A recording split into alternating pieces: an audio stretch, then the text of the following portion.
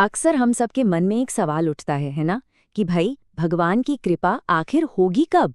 क्या ये हमारी अपनी कोशिशों से मिलती है या फिर इसका कोई और ही रास्ता है?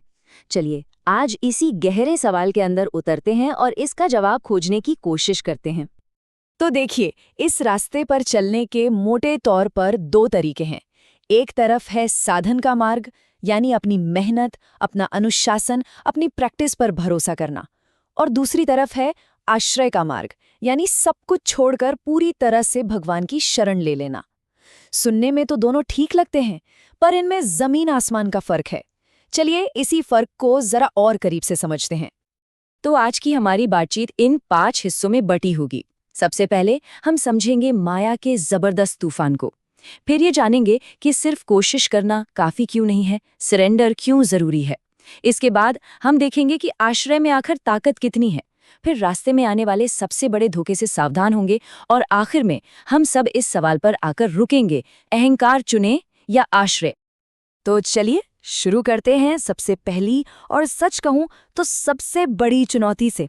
एक ऐसी चुनौती जिसका सामना हर किसी को इस रास्ते पर करना पड़ता है, और वो है माया का प्रचंड तूफान। देखिए, जब हम सिर्फ अपनी मेहनत, अपने साधन के भरोसे रहते हैं ना, तो हमारी आध्यात्मिक कमाई बहुत नाजुक होती है। मतलब जरा सी चूक हुई नहीं कि सालों की मेहनत पर पानी फिर सकता है। एक छोटी सी गलती, एक अपराध और सब कुछ जीरो। ये एक ऐसा रास्ता है जहां हर कदम फूंक फूंक कर रखना पड़ता है। और माया की ताकत, अरे वो तो इतनी जबरदस्त है कि उसे हमारी सालों की मेहनत को चाट जाने में, खत्म कर देने में जरा भी देर नहीं लगती। एक झटके में सब साफ। इससे एक बात तो साफ हो जाती है कि अकेले अपने दम पर इस माया के जाल से निकल पाना लगभग नामुमकिन है। तो सवाल ये उठता है कि अगर सिर्फ अपनी मेहनत का रास्ता इतना जोखिम भरा है, तो फिर किया क्या जाए? उपाय क्या है? और बस यहीं पर आश्रय की अहमियत समझ में आती है। ये एक ऐसा जवाब है जो मजबूत भी है और पक्का भी। तो ये आश्रय है क्या चीज आखिर? देखिए, ये कोई पूजा पाठ या कोई काम नहीं है। ये तो दिल की एक हालत है, एक एहसास है, एक स्टेट ऑफ बीइंग है। एक ऐसी अवस्था जहां इंसान खुद को पूरी तरह से बिना किसी शर्त के अपने भगवान को सौंप देता है। और फिर पता है क्या होता है? जो रक्षक है यानी ईश्वर, वो अपने शरणागत की पूरी A to Z सारी जिम्मेदारी अपने ऊपर ले लेते हैं। अब फर्क समझिए, जब हम साधन के रास्ते पर होते हैं तो हर गलती की जिम्मेदारी हमारी अपनी होती है, लेकिन आश्रय के रास्ते पर कमाल हो जाता है। हमारी गलतियों की जिम्मेदारी भी हमारे रक्षक खुद ले लेते हैं। याद है जय विजय की कहानी? उनके गलती को भगवान विष्णु ने अपनी गलती मान लिया था। मतलब सारा बोझ, सारी जिम्मेदारी भक्त से हटकर भगवान पर चली जाती है। तो चलिए अब देखते हैं कि इस आश्रय में असल में बल कितना है, ताकत कितनी है। और हमारी आध्यात्मिक कथाएं तो इसके एक से बढ़कर एक अद्भुत उदाहरणों से भरी पड़ी हैं।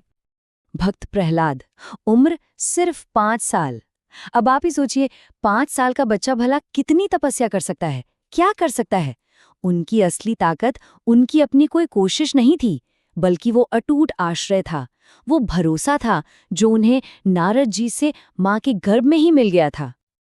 अब देखिए, ध्रुव जी भी बहुत बड़े भक्त हुए, इसमें कोई शक नहीं।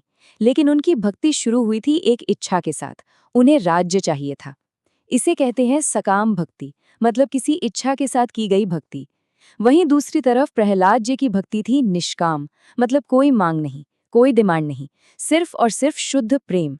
इसीलिए प्रहलाद जी के आश्रय को भक्ति का सबसे ऊंचा, सबसे शुद्ध रूप माना जाता है। और उनके समर्पण का लेवल तो देखिए। जब नरसिंह भगवान प्रकट हुए और बोले, प्रहलाद मांगो, क्या मांगते हो? तो उन्होंने क्या मांगा? कोई राजपाट नहीं, कोई धन दौलत नहीं। उन्होंने मांगा कि मेरे दिल में कभी कुछ मांगने की इच्छा ही पैदा न हो। सोचिए, यही तो आश्रय का असली रूप है। अरे देवर्षि नारद जैसे ज्ञानी, वो भी एक बार माया के चक्कर में फंस गए थे। लेकिन उस गहरे मोह में भी एक बात कमाल की हुई, वो अपने भगवान को भूले नहीं। उन्होंने बस दिल से पुकारा, प्रभु आपको जो मेरे लिए ठीक लगे वही कीजिए, बस। और भगवान ने उन्हें उस मुश्किल से निकाल लिया।